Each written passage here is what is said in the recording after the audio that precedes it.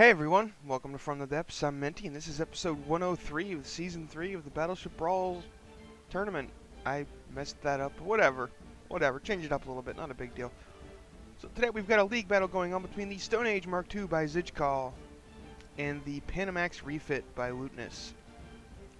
Now, it's interesting to note that the Panamax Refit is going into the Hall of Champions. No matter what happens in this battle, it is going to be retiring on Endurance. If the Stone Age Mark II wins, it will also be entering the Hall of Champions for reaching 5 lives. So we could, in theory, have a double retirement here. Let's go ahead and get this battle underway. Not sure if it's unpaused and we're having spawn stick collision. There it goes.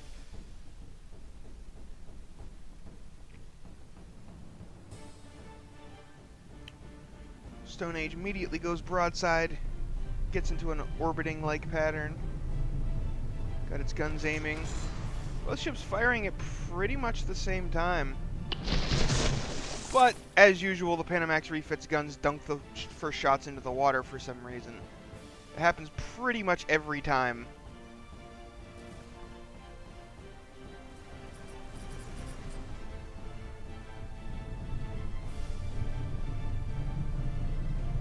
Stone Age very fast and maneuverable, dodging shells. Oh, it looks like it turned back into those ones. Oh, nope, never mind. They still went over.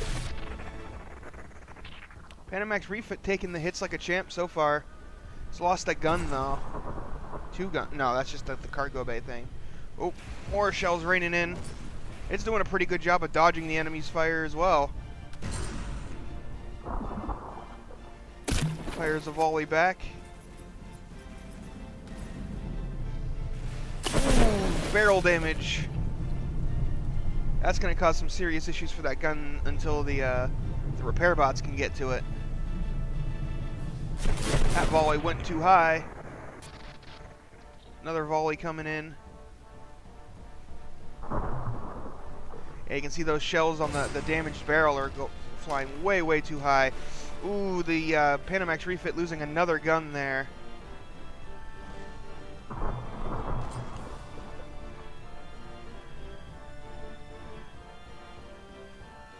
Unfortunately, gun barrels take forever to repair with how the repair mechanics in this game work. But the Panamax Refit doesn't seem to be able to make its damage stick to the Stone Age.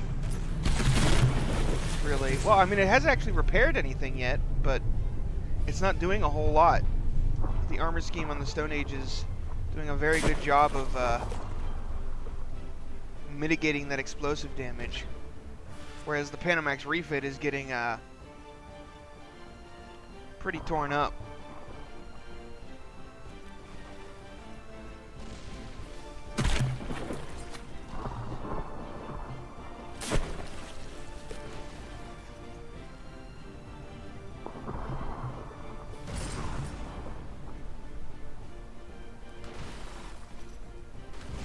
Ooh. Ouch. Another gun bites the dust. Yeah, the Panamax Refit's only real hope here at this point is to land shells on all of the Stone Age's guns and knock them out of commission.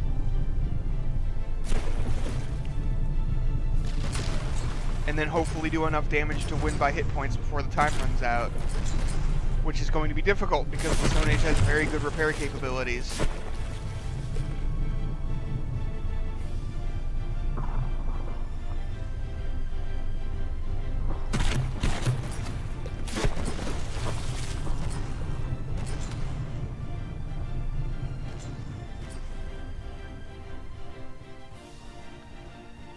Kind of funny how the Stone Age starts out with pretty concentrated bursts, like the cannons fire pretty close to one another, and then as time goes on, the timing of them gets further and further apart, so it becomes more of a constant stream of shells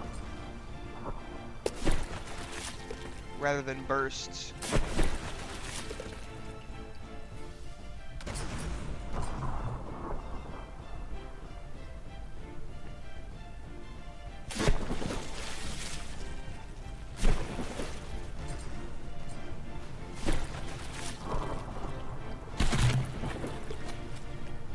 big hole blown in the side of the Panamax there. Saw that one happen. Yeah, the Panamax is getting shelled hard, and unfortunately it just does not have the armor to stand up to these shots. It is getting whittled down.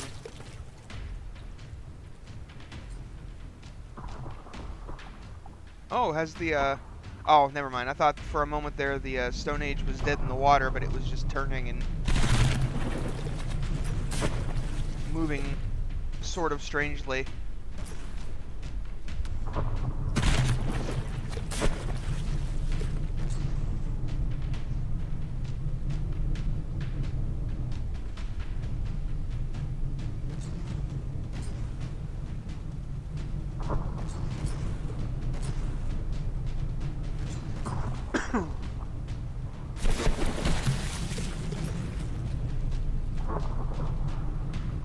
Yeah, the Stone Age is doing just fine. It has mostly repaired all the damage the Panamax Refit has done, and the Panamax Refit is actually too damaged.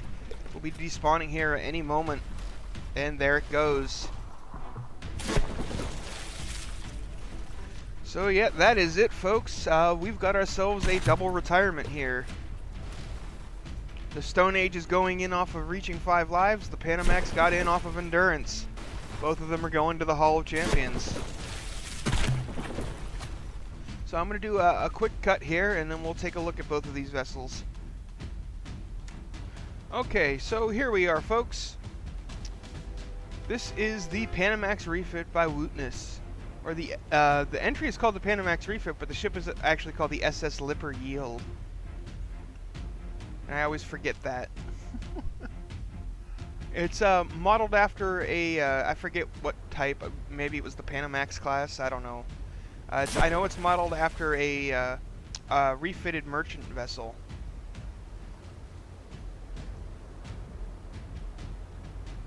Our cargo ship that was modified to be into being a warship.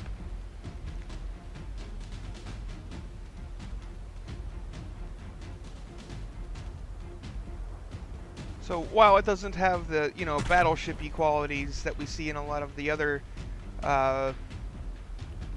nicer looking ships, this thing still looks nice. It very much looks like a cargo ship.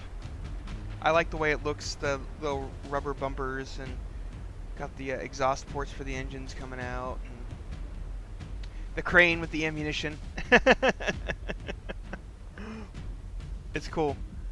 There's also this big gun, which I really like the look of. I'm not exactly sure why it was done in that style. Like, it's way different from the other guns, but I don't know. I like the way it looks. I just like that sort of Z shaped, or 7, I guess. But anyway, enough of me rambling on about that. Got a whole nother ship to cover after this. Okay, so there's no controls there. I'm gonna have to put the vehicle controller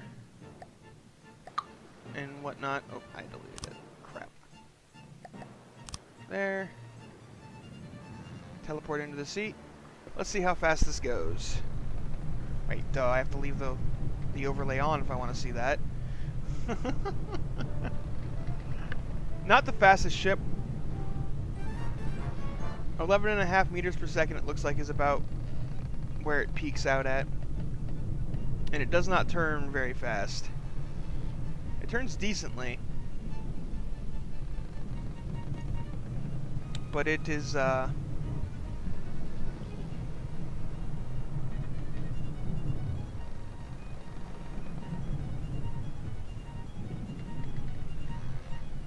it is not the most maneuverable of ships, by any means. Let's go ahead and take a look at the armor scheme next, which is minimal, because it is modeled after a merchant vessel. Looks like it's got about 3 meters of wood, and that is its armor.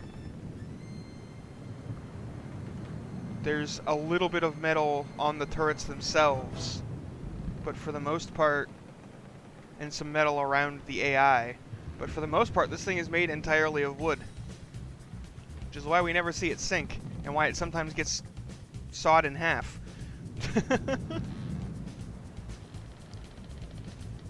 And the guns here actually have a lot of fragmentation pellets. A lot of fragmentation pellets. We can actually see what the gun looks like pretty well with it in the hull like this, so we can just look at it. I don't have to pull it off onto the weapon test platform. Yeah, this is... I thought this was like high explosive, but... Oh, there are some high explosive on the inside. With, looks like 2 connections to each one. So not the most efficient Tetrising there.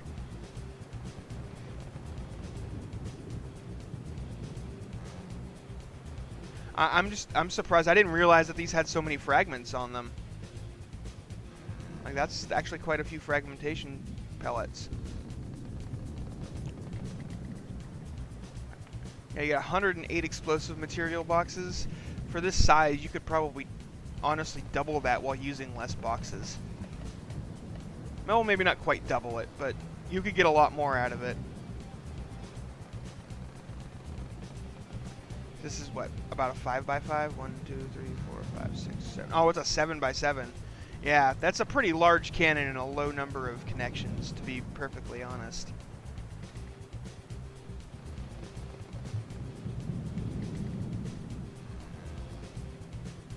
I'm assuming all of these are the same. Yeah, they look like they're identical guns. Except for maybe this one? Nope, it's the same gun, just taller and bigger.